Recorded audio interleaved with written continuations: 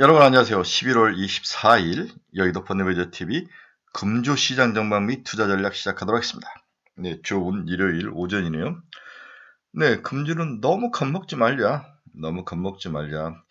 이게 이제 빅사이클 상에서 나타나는 일시적인 반락인가 아니면은 이제 꺾이는 신호인가 여기에 대한 첫 번째 자기의 정확한 뷰가 필요하다. 여러 번 말씀을 드렸죠. 이게 큰 픽 사이클 속에서 나타나는 일시적인 하락인가 아니면은 정말 지금부터 꺾이는 건가? 여기에 대한 여러분 나름대로의 뷰가 없으면 주식에서 승리하기가 굉장히 돈 따먹기 어려운 거죠. 이 하수는 이제 이 부분에 대해서 자기 생각을 정리하지 못하고 뉴스 쪼가리를 보면서 쫓아가는 건데 고수들은 깊게 생각하고 자기 나름대로의 가이드라인과 자를 가지고 재는 거죠. 이게 정말 빅사이클 속에서 나타나는 일시적 침체인가 아니면 정말 꺾이는 건가에 대해 판단이 서야 그 다음에 자기 포트폴리오를 내가 지속 유지할지 줄일지 늘릴지가 판단이 서는데 이게 이제 진정한 고수와 하수의 차이점이 나타나는 거다. 개인적으로는 빅사이클의 8분응선, 9분응선에서 나타나는 일시적인 하락이다. 저는 이렇게 정리하는 거죠. 내년 5월까지는 먹을 게 있다. 저는 여전히 그 내년 5월 이후에는 꺾일 것 같다는 생각이 드는 거죠. 아직까지는 어, 뭐 완전히 이 빅사이클이 꺾이는 장세는 아니다라는 게 제 생각입니다. 따라서 시장은 박스권의 상하단을 왔다 가는 것 같은 지금 박스권 바닥으로 와 있는 것 같아. 박스권 바닥을 찾고 어느 정도가 박스권 바닥인지를 봐야 되는데 거의 박스권 바닥에 와 있는 것 같다. 따라서 가격 조정과 기간 조정은 계속 진행되는데 여기서 한 가지 변수가 보이지 않는 공포가 있다는 거죠. 네. 이 보이지 않는 공포가 엔비디아의 실적 발표 이후에 나타나는데 이제는 파이낸셜 데이터, 재고 자산이라든지 외상 매출 채권이라든지 이렇게 하면 상대편이 지금 물건만 가져가고 돈을 못 주고 있네. 쟤들 캐시 플로우에 잉여 현금 흐름이라든지 이러한 현금 흐름의 캐시 플로우에 문제가 있는 거 아닌가?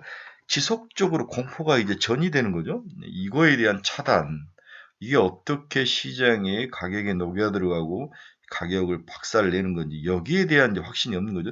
가격 조정과 기간 조정은 우리가 견딜 수 있는데 보이지 않는 공포, 이 공포가 엔비디아의 실적 발표를 통해서 여러 가지를 이제 세밀하게 관찰이 들어가면서 나타나는 공포인데 이 공포가 여기서 멈출 것인지 아니면 추가로 전이될 것인지 아무도 알 수 없는 거죠. 개인적으로는 추가로 좀 더 전이될 확률이 높아 보인다. 따라서 아직까지는 시장은 가격 조정이 좀 더 이어져야 될 것 같고 이게 끝나야 기간 조정은 올라갈 것 같다. 그래서 12월 중순까지는 시장은 무조건 조심해라. 보수적 스탠스다. 어쩔 수가 없다는 거죠. 네. 이 보이지 않는 공포를 해결이 되고 문제가 해결이 되려면 시간이 좀 필요한 것은 인정을 해야 될 것 같습니다. 이러한 기본적인 스탠스를 두고 금주시장 전망 및 투자 전략 출발해 봅니다. 구독, 좋아요 많이 눌러주십시오. 네, 지난 금요일 주식시장은 다우는 플러스 1.08, 나스닥은 0.88, S&P는 0.98. 좋았는데 막판에 좀 무너지는 모습. 네, 그만큼 금요일 마지막 장, 네, 주간 마지막 장에 사람들이 좀 줄이고 갔다, 좀 던졌다 이렇게 보는 거죠. 당연한 어떤 그 시간적인 그러한 이벤트이기 때문에 이 정도 이해를 해야 될 것 같은데 그나마 플러스로 끝났다. 여기서 무너졌으면 크게 무너졌을 것 같은데 잘 버텼다.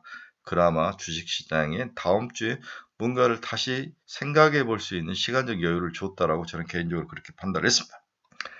네, 가장 중요한 금요일 엔비디아는 다 올라갔는데 엔비디아는 올라가다 마지막에 무너져 버리죠. 마이너스 0.97, 178달러. 그만큼 시장이 엔비디아에 대해서 이제 확신을 갖지 못한다. 거대한 제국에 조그만 틈이 생겼는데 그 틈을 손으로 훅 막았는데 손으로 막을 일인가? 네, 시멘트로 막아야 되는 건가? 뚝이 추가로 더 터질 건지 여러 가지 생각들이 왔다 갔다 하는 거죠. 네, 테슬라도 마이너스 1.05 원투펀치 모두가 시장에서 힘을 못 쓰는 모습. 테슬라가 391달러까지 많은데 저는 380달러 오면은 테슬라는 사야 될 영역이다. 네. 지금 미국의 주식 중에서 그나마 살만한 것은 저는 알파벳하고 테슬라 정도인데 테슬라가 380달러 정도 보면 땡큐 하고 살 생각이 있는데 좀 더 빠지기를 기대해 봅니다. 빠져야 좀 가격이 좀 매력적이죠. 네, 미국 달러 지수는 100을 넘어서 여전히 100.10. 여기서 이제 멈춰 있는 거, 달러는 소폭 강세. 금리가 많이 빠져서 2년짜리는 3.514, 4.4bp, 10년짜리는 4.063, 4.1bp, 거의 이제 4%에 붙이는 모습, 금리가 하락을 했다. 이게 이제 주식 상승의 원동력이 됐죠. 이제 금요일 날은 우리 뉴욕 연은 총재, 네, 윌리엄스가 한마디 했죠. 산티아고에서 열린 연설을 통해서 통화 정책이 다소 긴축적이야 하지만 최근 조치 이전보다는 다소 완화된 수준이 한다. 금리를 좀 내릴 수도 있다. 이런 식으로 이제 뉴욕 연은 총재가 한마디 한 거죠. 따라서 단기적으로 연방기금 금리 목표 범위를 추가로 조정해 정책 기조를 중립 범위 더 가깝게 조정을 하고 이를 통해서 두 목표의 달성 사이에 균형을 유지할 수 있는 여지가 있다고 생각한다. 그래서 살짝 금리를 인하할 여지를 열어놓은 거죠. 네. 뉴욕 연은 총재 중에서는 대빵인데 이분이 윌리엄스가 살짝 이야기를 했다. 금리 인하. 여기에 한 가닥의 희망을 가지고 이제 주가가 상승하다가 장막판에 또 좀 토해내는 모습인데 그나마 다행이다. 이렇게 봐야 될 것 같아요. 따라서 지금 미국의 페드의 여러 지방은행 총재들의 생각이 막 여러 가지로 왔다 갔다 하면서 방향성이 안 되는 거, 모호한 거. 이 모호한 것이 시장의 가장 큰 문제점으로 나오는 거죠. 자본시장이 제일 싫어한 불확실성이 이어지고 있습니다. 그나마 윌리엄스 총재 발언은 시장을 반등하는 힘이 됐지만 그렇다고 머리끄댕이를 끌고 과거처럼 쭉 올라갈 수 있는 상황은 아니다. 이렇게 정리가 될 것 같아요. 일시적인 오아시스일 뿐이다. 방금 비트코인을 봤더니 85,923달러. 가장 취약한 금리 인상에 가장 취약한 비트코인의 모습이네요. 비트코인은 내부적으로 이제 매도도 많이 나오고 구조적으로 반감기가 지나가고 이런 것들이 오면서 막 물량이 쏟아지면서 터졌는데 이 비트코인의 가장 큰 문제가 AI라든지 반도체라든지 이 성장주와 좀 반대 개념으로 해서 해지 개념으로 우리는 생각을 했는데 걔들보다 더 레버리지가 일으키면서 더 민감하게 올라갔다 민감하게 빠지더라. 누가 이제 이것을 안정적인 자산을 보고 사겠습니까? 저는 비트코인의 시대가 졌다라고 보는 사람 중에 한 사람이죠. 허망한 거죠. 네. 인플레이션을 해지해 주는 것도 아니고 그 다음에 빅테크 세븐에 대해서 또 해지 역할을 해주는 것도 아니고 아무것도 아니 그냥 투기적인 상품이다라고 결론을 내릴 쪽으로 가는 거죠. 네. 이런 면들에 대해서 비트코인의 우상은 깨진다. 그럼 비트코인이 깨지면 주식시장은 어떤 영향을 받느냐? 당연히 같이 몰락할 가능성, 어느 정도 조정을 받을 가능성, 어느 정도 악영향을 받을 가능성은 있는데 시장이 세퍼레이션 돼 있다. 비트코인을 좋아하는 사람의 시장하고 R 주식을 좋아하는 사람의 시장이 세퍼레이션 돼 있고 비트코인에서 판 돈으로 R 주식으로는 절대 넘어오지 않을 것이다. 이런 염려, 이런 것들이 있기 때문에 그나마 R 주식 시장이 좀 영향을 덜 받는 거다. 둘이 막 왔다 갔다 했었으면은 상호관계가 높았다면 문제는 이렇게 일으킬 수 있었는데 시장이 좀 분리돼 있다. 비트코인 좋아하는 사람은 절대 R 주식 못합니다. 답답해서. 저는 그걸 확신하는데 일단 비트코인이 망가졌고 R 주식 시장도 살짝 망가졌지만 비트코인만큼 크게 무너지진 않았다. 서로 속성이 다르다. 비트코인의 역할에 대해서 의문점이 들기 시작했다는 거죠. 이거 왜 필요한가? 왜 필요한가? 네, 고개를 갸우뚱하게 하는 게 최근 비트코인 시장의 모습입니다. 역할이 변하거나 시장이 도태될 가능성이 높아 보입니다. 자, S&P 500도 겨우 4.5% 하락했어요. 이 정도면은 조정도 아니지 않습니까? 물론 그 안에 종목들은 엄청 박살난 종목들이 많은데 지수사고는 4.5%밖에 하락하지 않았다는 것은 대형주들은 그렇게까지 많이 빠지지 않았다. 이게 이제 시장의 핵심인데 그런데 체감상으로는 어마어마하게 많이 미국 시장이 조정을 받는 것처럼 느끼는 건 이유는 뭘까요? 우리가 많이 투자하는 종목이 상당히 이 금리라든지 정책에 민감한 기술주들이 많았기 때문에 그들은 최근에 박살을 양자컴, 원전, 그다음에 우리가 전에 엔비디아, 팔란티아 이런 종목들이 박살이 나면서 우리의 체감은 굉장히 안 좋았는데 지수는 4.5%밖에 안 빠졌다는 거죠. 그렇다면 이건 두 가지로 역설적으로 추가로 더 빠질 확률이 높다. 마이너스 10%까지. 그렇다면 우리가 가지고 있기 좋아했던 반도체, AI, 꿈으로 가는 주식들은 추가로 하락할 가능성? 이 부분도 좀 남아있는 게 아닌가. 이거기에 대한 두려움이 남아있고 또 하나는 뭐 살짝 조정받고 이 정도의 모든 악재가 쏟아졌는데 이 정도밖에 조정이 안 끝났다면 시장은 여전히 탄탄한 게 아닌가? 이렇게 또 역으로도 생각할 수 있는 거죠. 두 가지 생각이 왔다 갔다 하는데 막 섞여 있는 것 같습니다. 저는 약간 전자의 무게를 둔다. 최소한 10% 조정은 있어야 될 것 같고 향후에 조정이 추가로 남아있기 때문에 지금은 줍줍할 타이밍이 절대 아니다. 이 부분을 강조해드리고 싶은 거죠. 나스닥서 꼭대기에서 5%밖에 빠지지 않았습니다. 러셀도 6%밖에 빠지지 않았고 전체적으로 지수의 조정폭이 그렇게 크지 않았다는 것은 각 지수에 포함되어 있는 대형 우량주가 조정은 그렇게 크지 않았다. 이렇게 보는 게 맞을 것 같아요. 네. 우리가 좋아하는 종목과 지수를 구성하는 종목의 차이에서 오는 그러한 피부에 와닿는 감각이 좀 다르다. 이렇게 볼 수 있습니다. 그래서 조심을 해야 된다. 지수가 조금 추가로 더 하락할 확률이 있기 때문에 우리가 가지고 있는 중소형주라든지 기술주들은 더 하락할 가능성이 있기 때문에 조심을 하자. 이렇게 결론을 내네요. 자, 우리의 이제 수급을 봐도 지난 한 달 동안 외국인은 12조를 팔았죠. 와우, 막 갖다 부어버린 거죠. 코스피에서 12조, 코스닥은 1000억밖에 팔지는 않았고, 선물은 2조 9천 정도 팔았고, 우리의 이제 자금 시장을 보면 고객예탁금이 80조로 줄었죠. 네. 고객이 현금으로 들고 있지 않고 이걸 주식을 샀다고 보면 돼요. 개인들이 주식을 샀고, 신용잔고는 26조, 신용잔고 3,700 정도 오면 쏟아질 거다. 지금 3,850인데 조심하자. 아직까지 여기는 150포인트 있는데 3,800이 깨질 때부터는 신용잔고 물량이 쏟아질 거다. 아주 워칭하면서 봐야 된다. 여러 번 이야기를 해드리고 있죠. 주간 단위로는 홍콩이 마이너스 4.6, 코스피가 마이너스 3.9, 코스닥이 3.8, 나스닥이 3.6, 대만 가권이 3.5, 중국 상하이 3.5. 굉장히 우리와 가깝게 같이 함께 움직였던 종목 인덱스들이 많이 빠졌습니다. 네, 글로벌 자세 에버리싱 랠리가 종료된 게 아니냐.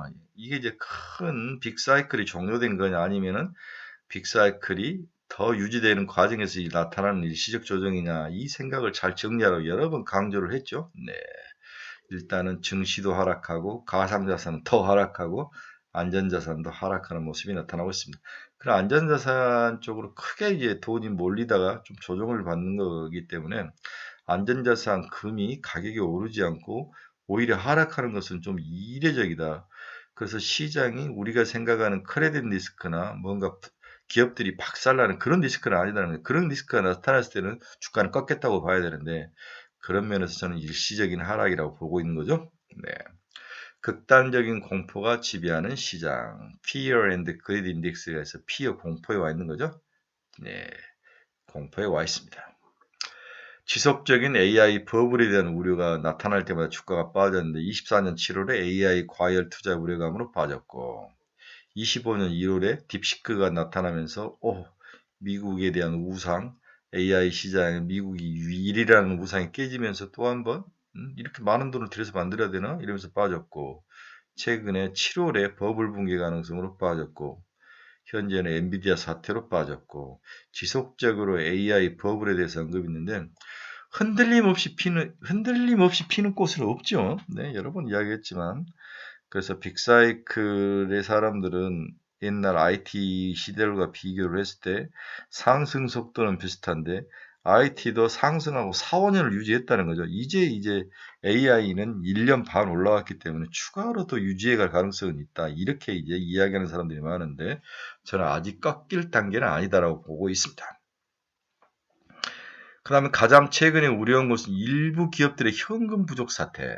그렇죠. 대부분이 메타하고 오라클을 이야기하는데 오라클의 주가가 박살이 났습니다. 제가 여러분들에게 추천했다가 지금 욕을 바가지로 얻었는데 오라클 어떻게 봐야 되는지 저는 견뎌야 된다고 생각해요. 네, 무너질 회사는 아니다. 물론 잉여 현금이고 현금 자산은 부족하지만 카펙스에 대비 무너질 회사는 아니다. 버틸 수 있을 것이다. 버텨야 된다. 지금은 팔 때가 아니다. 그렇다고 줍줍할 때로 아닌 건 좀 기다리셔서 줍줍하시길 바랍니다. 그 다음에 연준 위원들이 나는 동결을 지지하느냐, 신중론이냐, 이란을 지지하느냐, 판이만 갈리는 거죠. 네. 이 갈림석에서 약간 신중론이 더 우세하는 모습. 이런 것들이 시장에 애매모호성을 주면서 시장의 불안 요인으로 작동을 하며 주가 하락을 일조를 했다. 이렇게 정리가 됩니다. 12월은 당연히 인하에 대해 횟수가 낮아지죠. 내년에 3.3회에서 3.6회 4번 할 수 있다. 뭐 이렇게까지 가는데 올해 12월은 인정을 하면서 이미 주가에 반영됐기 때문에 내년에 대한 패드의 생각이 중요하죠. 어떻게 12월 6일인가요? 6일에서 7일 사이에 있을 때 어떤 코멘트를 날려줄지 한번 봐야 될 것 같습니다. 9월, 10월이 아니라 9월 고용지표가 나타났는데 실업률은 오르고 비농업 고용 건수는 11만 9천 건으로 생각보다는 나쁘지 않았고 뭐 좋은 것과 나쁜 것이 동시에 나타나는 이상한 시장이죠. 네. 결론적으로 고용은 그렇게 좋지는 않지만 시장을 폭락으로 이끌 만큼 그렇게 개판은 아니다. 이렇게 이해를 하시면 되는 거죠. 지속적으로 고용지표 워칭이 필요합니다. 이제 최근에 이제 공부 좀 하는 사람이 미국의 빅스 지수가 23.43, 20%가 넘어가면 굉장히 리스크하다 본다. 그렇죠. 올 4월에도 25까지 갔는데 그때 미국이 본격적으로 관세 전쟁을 나타냈을 때 이제 공포지수가 올라갔는데 그때 수준과 그 비슷하게 올라갔기 때문에 추가로 좀만 오르면은 공포지수가 올라가는 건데 이때 사야 된다고 생각하는 사람이 굉장히 많은 것 같아요. 근데 뒤에 잠깐 다뤄보도록 하겠습니다. 이제 미국의 빅스 지수만 아니라 한국의 코빅스라고 그래야 돼요. 한국의 이 변동성 장세도 생각보다 크다. 40까지 올라왔다는 거죠.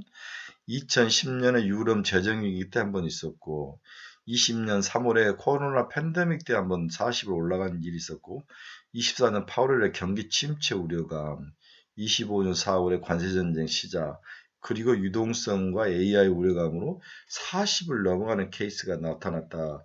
이때 좀 위험을 표시한 건데 그런데 시장에서는 이걸 반대로 해석하는 거죠. 그렇게 픽스 지수가 올라간 이후에 좀 시간을 두고 봤더니 주가가 이때 2000년에 이제 코로나 팬데믹에 빅스가 올라간 후에 빅스가 올라가면 주가가 빠져야 되는데 빠진 이후에 반등이 굉장히 크게 나타났다는 거죠. 2023년 8월 미국 경기 침체 우려감이 나타나서 빅스 지수가 올라가면서 흔들린 이후에 한 6개월 후에 주가가 오르더라. 저는 지금 이 케이스가 우리가 지금 시장으로 가장 가깝지 않을까. 25년 4월 미국 관세 전쟁에 있을 때 빅스 지수가 40, 코빅스 지수가 올라갔는데 그 다음에 주가가 바로 올라갔는데 이 케이스는 아니고 이 케이스다. 한 2, 3개월 지나서 내년 1월 이후부터 다시 주가가 올라가는 모습. 따라서 12월까지는 좀 조심을 해야 된다. 이렇게 볼 수 있습니다. 자, 오늘 이번 주 첫 번째 제로 주식시장 무엇이 문제인가? 우리 엔비디아 사태를 보면서 엔비디아 자체에 대한 문제점보다는 엔비디아 신규 고객들의 재무 건전성이 더 문제로 나타났다는 데 데이터 센터를 짓는다든지 엔비디아에서 GPU를 사간 기업들이 더 문제가 있다. 이 부분이 이제 시장에서 가장 크게 나누는 그 유탄으로 맞는 게 오라클하고 데이터 센터를 짓고 있는 코이버 이런 종목들이 박살이 난다. 엔비디아 신규 고객들의 재무 건전성에 대한 두려움. 매출 채권 증가에 따라 빅테크가 아니라 중간 플레이어들에게 집중적으로 매출 채권이 증가한다. 중간 플레이어들, 중간 기업들, 이 GPU를 가지고 뭔가를 만들어서 B2C에게 넘기는 그 중간 단계에 있는 기업들이 문제가 있는 게 아닌가. 오히려 오라클, 슈퍼마이크로 컴퓨터 등 상대적으로 현금 여력이 취약한 중간 플레이어들이 대규모 AI 인프라 투자로 부담이 커지면서 외상으로 GPU를 구매할 가능성이 높게 거론 중이다. 그 예상으로 구매하면 지금 40일 이내에 돈들이를 갚는데 이게 길어지고 있다. 이것들을 이야기를 하면서 시장이 공포감으로 가는 거죠. 네. 두 번째, 캐펙스 투자는 정말 버블인가? 캐펙스 투자는 어디까지 왔는가? 테크 투자 증가 속도만 보면 지금 증가 속도만 과거 닷컴 버블 당시에 근접했다. 증가 속도만 보면 그러나 당시에는 현 증가 속도가 4년에서 5년간 지속됐다는 거죠. IT 버블 때. 테크 산업이 차지하는 비중과 증시 밸류에이션도 닷컴 버블 수준과 비슷하게 고평가되어 있는 게 사실이다. 하지만 현재 테크 비중 증가는 과거와 달리 하드웨어, 즉 정보 처리 장치보다는 소프트웨어에 기인하고 있다는 점이 과거와 다른 점이다. 과거의 고밸류에이션은 기기를 직접 만드는 반도체라든지 이런 쪽에서의 고평가가 문제였는데 지금은 하드웨어보다는 소프트웨어, 그렇죠. 소프트웨어 쪽의 기업들이 더 고평가를 받는 것이 더 문제이다. 발란티아라든지 이런 기업들 과거와 다른 경제 구조의 차이점이 있으니까 꼭 고평가라고 해서 그렇게 두려워할 필요는 없다. 이렇게 해석도 되는 거죠. 따라서 지금의 고밸류에이션은 경제 구조 자체의 변화가 가격 구조에 있어서 일정 부분 큰 영향을 미치고 있는 점을 반영 중일 수도 있다. 즉 과거에는 하드웨어 중심이었지만 지금 소프트웨어 중심의 고밸류에이션 일정 부분을 인정을 해야 된다. 그렇죠. 과거와 다른 형태의 산업 구조라는 거죠. 그래서 닷컴 버블 당시 투자 증가 속도가 바로 끝나지 않고 4년에서 5년간이나 지속됐다는 거죠. 이렇게. 우리는 이제 1년인데 앞으로 2, 3년간은 충분히 더 지속될 수 있다는 가정도 과거 예를 보면은 인정을 해야 될 것 같아요. 이렇게 보면 일시적인 가격 하락이라고 보는 게 맞을 것 같다는 생각이 들죠. 경제는 테크 투자 비중, 밸류에이션, 닷컴 버블 수준에 와 있지만 경제 구조가 바뀌었다는 거죠. 소프트웨어가 훨씬 더 차지하는 비중이 과거보다는 높다. 네, 소프트웨어는 당연히 고평가를 받죠. 네, 얘들은 큰 카펙스 투자 없이 수익을 얻는 구조이기 때문에 자, 가장 중요한 것은 금리 변화인데 금리 변화가 막 움직일 때 가장 주가가 많이 하락하더라. 금리의 상승 초입 단계가 가장 주가 하락이 크게 나타나는 케이스가 많았다.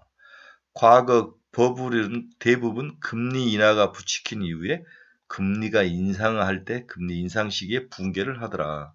과연 지금은 금리 인상 시기인가? 그건 아니다는 거죠. 그건 아니다는 거죠. 네, 그건 아니다. 그렇죠? 네. 그래서 금리 인상 시기는 아직 아니다. 이런 우려는 좀 벗어나야 되는 거예요. 이런 면들이 긴 빅사이클의 9분 응선이나 8분 응선을 넘어갈 때 나타나는 일시적인 가격 조정이다. 이렇게 보는 게 맞을 것 같다. 1840년대, 1860년대 영국은 금리 인상으로 철도가 붕괴된 거죠. 철도가 아주 뭐 최고의 하를 다 금리를 인상한 지가 철도 지금 같은 IT가 그 당시 철도였는데 그러면서 철도 시장이 붕괴하더라. 80년대 니케이 폭등도 결국 금리가 인상하면서 마무리가 되더라. 일본의 상승도. 닷컴 버블 때도 금리가 인상하면서 닷컴 버블이 꺼지더라. 2000년대 주택시장 버블도 금리가 인상하면서 주택시장 버블이 꺼지더라. 모든 버블은 금리 인하로 시작해서 금리가 인상할 때 버블이 꺼지는데 지금은 금리를 인상할 시기도 아니라는 거예요. 어느 나라든지 지금 금리를 인하도 아니고 그렇다고 인상도 아니라는 거죠. 네. 그런 면들을 봤을 때 지금은 버블이 꺼질 그러한 상황은 아니다. 이렇게 보는 게 맞을 것 같습니다. 또한 반등의 여지도 있다. 네, 대표적인 게 트럼프가 시장 친화적으로 유턴할 가능성. 또 글로벌 리더들이 이제 돈 풀기 시작한 거죠. 네, 트럼프는 중간 선거가 있기 때문에 돈을 풀 수밖에 없는 거. 그렇죠? 네. 집권당에 늘 불리했다는 거죠. 중간 선거 때. 네. 가장 포퓰리즘의 끝판왕은 금리 인하 압박일 것이다. 트럼프는 금리 인하를 내년에 6월이면 이제 끝이 나기 때문에 금리 인하는 반드시 내년에 확실히 일어나기 때문에 내년에 주가가 한 번 더 상승할 가능성은 충분히 가능하다. 네. 집권당이 과거 중간선거 하원에서는 보통 마이너스 평균 26석을 잃었다고 그래요. 상하원은 3석을 잃었고, 그럼 상하원이 이제 민주당과 공화당인데 다 바뀔 가능성이 있으면은 트럼프가 할 수 있는 일이 거의 없을 것 같아요. 그럴 때일수록 시장 친화적으로 뭔가를 갈 수밖에 없는 그런 구조. 선거연대 재정 지출은 모두 확대할 수밖에 없다. 재정 적자가 늘어나죠. 트럼프 지지율은 더 악화되는 모습. 트럼프가 시장 친화적으로 바뀔 수밖에 없다. 그렇죠? 그래서 과거 금융시장 역사를 보면 주가 하락은 투자가 꺾이거나 금리를 올리거나 둘 중 하나가 발생할 때부터 주가가 꺾이는다. 그런데 지금은 그럴 상황은 아니라는 거죠. 닷컴 버블 당시 주식시장은 테크 투자와 함께 하락으로 반전했다. 다행히 지금 그때와 달리 지난 2년간 주요 테크 기업들의 카펙스 전망치는 상향 일변도이다. 최근 다양한 가능성들이 버블 시나리오로 제시된다. 매크로 관점에서 보면 증시 급락을 이야기할 만한 요소는 크게 두 가지로 생각할 수 있다. 예상보다 큰 경기 둔화, 그리고 영준의 금리 이상. 빅테크 기업들의 현금 창출 능력이 약화되거나 그러면 카펙스 속도를 조절하면서 경기가 둔화가 오는데 아직까지는 그 단계는 아니다는 거죠. 또 시장의 가파른 금리 상승도 없죠. 네, 속도 조절도 크게 나타나지 않을 것 같습니다. 이런 면에 본다면 큰 대세 상승 속에서 나타나는 일시적인 가격 조정이다. 이렇게 보는 게 맞을 것 같아요. 네, 금주 투자 전략 한번 보겠습니다. 저는 금주 투자 전략은 매우 변동성이 큰 시장이 나타날 거다. 네.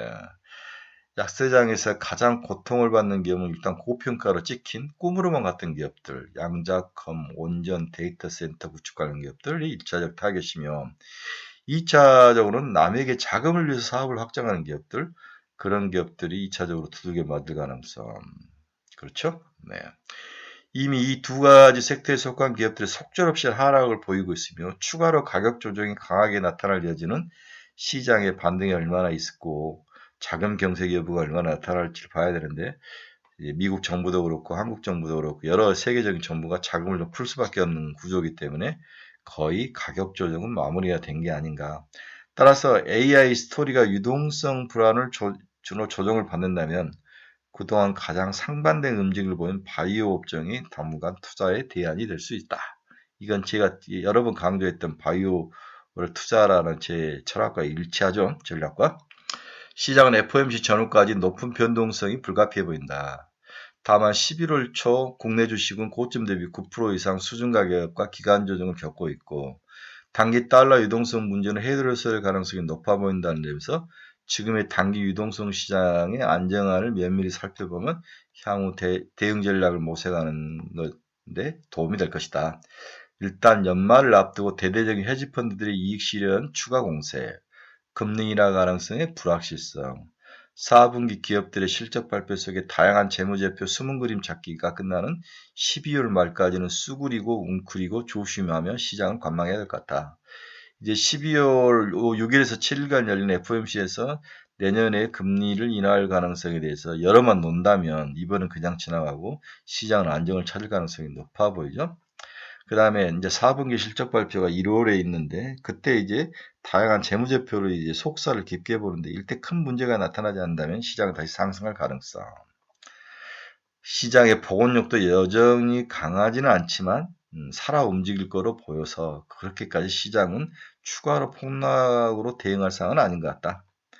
SK 하이닉스 기준은 50만 원 깨진 전후가 바닥이 될 것 같다. 네. 다만 이럴 때 코스피가 3,700으로 간다 했네. 한 번 더 신용 물량이 털릴 때 리스크는 있기 때문에 그때 보고 들어가도 늦지 않을 것 같다. 네. 이렇게 정리를 해드리고 싶습니다.